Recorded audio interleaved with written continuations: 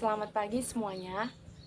Kami dari kelompok 11 akan mempresentasikan hasil diskusi kami, yaitu tentang topik 4, landasan pengembangan kurikulum.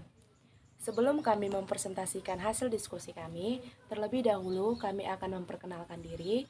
Perkenalkan, nama saya Saripita Sitanggang, NPM 1901010327. Saya sebagai moderator dan penyaji pertama. Perkenalkan, nama saya Irfan Syegian, NPM 1901010328. Saya sebagai penyaji kedua. Perkenalkan, nama saya Niko Thomas Sitoang, NPM 1901010334.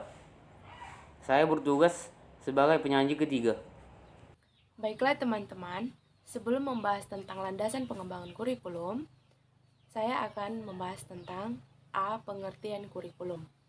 Secara umum, pengertian kurikulum adalah perangkat mata pelajaran yang terdiri dari program studi yang diberikan oleh suatu lembaga penyelenggara pendidikan, di mana di dalamnya terdapat rancangan pelajaran yang akan didapatkan oleh peserta didik dalam satu periode jenjang pendidikan.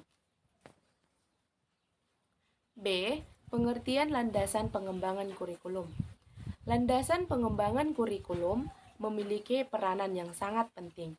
Pengembangan kurikulum adalah proses perencanaan dan penyusunan kurikulum oleh pengembang kurikulum atau kurikulum developer dan kegiatan yang dilakukan agar kurikulum yang dihasilkan dapat menjadi bahan ajar dan acuan yang digunakan untuk mencapai tujuan pendidikan nasional.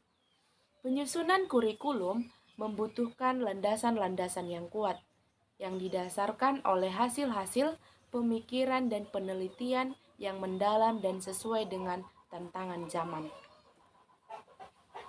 C. Landasan-landasan pengembangan kurikulum. Landasan pengembangan kurikulum dibagi menjadi 4. Yang pertama, landasan filosofis. Yang kedua, landasan psikologis. Yang ketiga, landasan sosiologis. Dan yang keempat, landasan ilmu pengetahuan dan teknologi atau IPTEK. Sekian penjelasan dari saya, dilanjutkan oleh teman saya. Baiklah, saya akan menjelaskan tentang landasan filosofis. Filsafat berasal dari bahasa Yunani kuno, yaitu philos dan sophia. Philos artinya cinta yang mendalam, dan sophia adalah kearifan atau kebijaksanaan. Dari arti harfiah ini, filsafat diartikan sebagai cinta yang mendalam akan kearifan.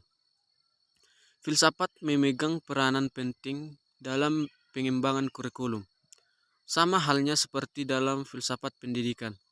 Kita dikenalkan pada berbagai aliran filsafat seperti perennialisme, esensialisme, eksistensialisme, progresivisme, dan rekonstruktivisme. A. Perennialisme lebih menekankan pada keabadian, keidealan, kebenaran, dan keindahan daripada warisan budaya dan dampak sosial tertentu. Pengetahuan dianggap lebih penting dan kurang memperhatikan kegiatan sehari-hari. B. Esensialisme menekankan pentingnya pewarisan budaya dan pemberian pengetahuan dan keterampilan pada peserta didik agar dapat menjadi anggota masyarakat yang berguna. C. Eksistensialisme menekankan pada individu sebagai sumber pengetahuan tentang hidup dan makna. Untuk memahami kehidupan, seseorang mesti memahami dirinya sendiri. D. Progresivisme menekankan pada pentingnya melayani perbedaan individual, berpusat pada peserta didik, variasi pengalaman belajar dan proses. Progresivisme merupakan landasan bagi pengembangan belajar peserta didik aktif. E. Rekonstruktivisme merupakan elaborasi lanjut dari aliran progresivisme. Pada rekonstruktivisme, peradaban manusia masa depan sangat ditekankan. Dalam pengembangan kurikulum pun senantiasa berpijak pada aliran-aliran filsafat tertentu, sehingga akan mewarnai terhadap konsep dan implementasi kurikulum yang dikembangkan. Aliran filsafat perennialisme, esensialisme, eksistensialisme merupakan aliran filsafat yang mendasari terhadap pengembangan model kurikulum subjek akademis. Sedangkan filsafat progresivisme memberikan dasar bagi pengembangan model kurikulum pendidikan pribadi. Sementara filsafat rekonstruktivisme banyak diterapkan dalam pengembangan model kurikulum interaksional. Masing-masing aliran filsafat pasti memiliki kelemahan dan keunggulan tersendiri. Yang kedua, landasan psikologis. Landasan psikologis didasarkan pada prinsip bahwa perkembangan seseorang dipengaruhi oleh lingkungan dan kematangan. Lingkungan yang dimaksud dapat berasal dari proses pendidikan. Kurikulum sebagai alat untuk mencapai tujuan dalam pendidikan tentu saja berkaitan dengan proses perubahan yang terjadi pada peserta didik. Dengan adanya kurikulum diharapkan perubahan yang terjadi pada peserta didik dapat membentuk kemampuan atau kompetensial aktual maupun potensial. Pada dasarnya terdapat dua cabang ilmu psikologi yang berkaitan erat dalam proses pengembangan kurikulum, yaitu psikologi perkembangan dan psikologi belajar. A. Psikologi perkembangan. Psikologi perkembangan merupakan ilmu yang mempelajari tentang perilaku individu berkenaan dengan perkembangannya. Dalam psikologi perkembangan dikaji tentang hakikat perkembangan, pentahapan perkembangan, aspek-aspek perkembangan, tugas-tugas perkembangan individu, serta hal-hal lainnya yang berhubungan dengan perkembangan individu, yang semuanya dapat dijadikan sebagai bahan pertimbangan dan mendasari pengembangan kurikulum. B. Psikologi belajar. Psikologi belajar merupakan ilmu yang mempelajari tentang perilaku individu dalam konteks belajar. Psikologi belajar mengkaji tentang hakikat belajar dan teori-teori belajar, serta berbagai aspek perilaku individu lainnya dalam belajar, yang semuanya dapat dijadikan sebagai bahan pertimbangan sekaligus mendasari pengembangan kurikulum. Landasan sosiologis. Landasan sosiologis pengembangan kurikulum adalah asumsi-asumsi yang berasal dari sosiologis yang dijadikan titik tolak dalam pengembangan kurikulum. Landasan ini didasari bahwa pendidikan adalah proses budaya untuk meningkatkan harkat dan martabat manusia. Ada dua pertimbangan sosiologis yang dijadikan landasan dalam pengembangan kurikulum, yaitu 1.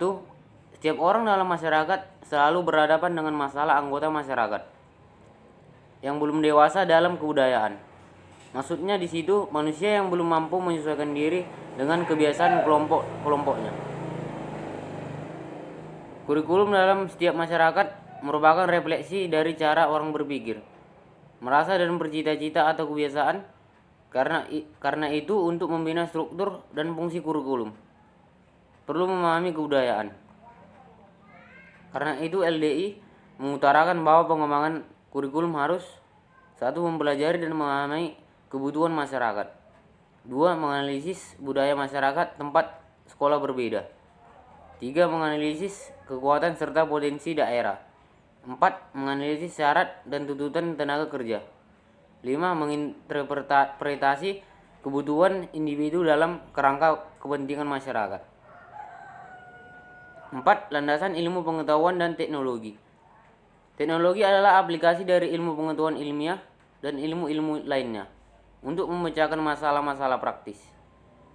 Perkembangan pengetahuan manusia dewasa ini banyak dihasilkan temuan-temuan baru dalam berbagai bidang kehidupan manusia, seperti kehidupan sosial, ekonomi, budaya, politik, dan lainnya. Dalam pengembangannya, hingga saat ini, kurikulum yang dirumuskan oleh lembaga pendidikan ataupun pemerintah pada umumnya harus juga bersifat menyesuaikan dengan perkembangan itu.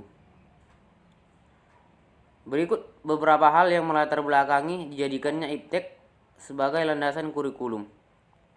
A. Kegiatan pendidikan membutuhkan dukungan dari penggunaan alat-alat hasil industri seperti televisi, radio, video, komputer, dan peralatan lainnya. B. Pendidikan merupakan upaya menyiapkan siswa menghadapi masa depan.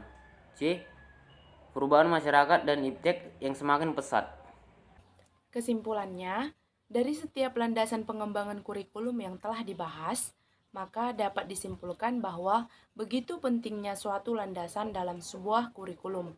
Karena kurikulum adalah sebuah rencana pendidikan, diperlukan landasan yang sangat akurat, agar nantinya bisa membantu dalam pengembangan dan kemajuan proses pendidikan serta tujuan pendidikan yang sebenarnya. Baiklah teman-teman, sekian hasil presentasi kami. Jika ada kesalahan kata, kami mohon maaf. Terima kasih.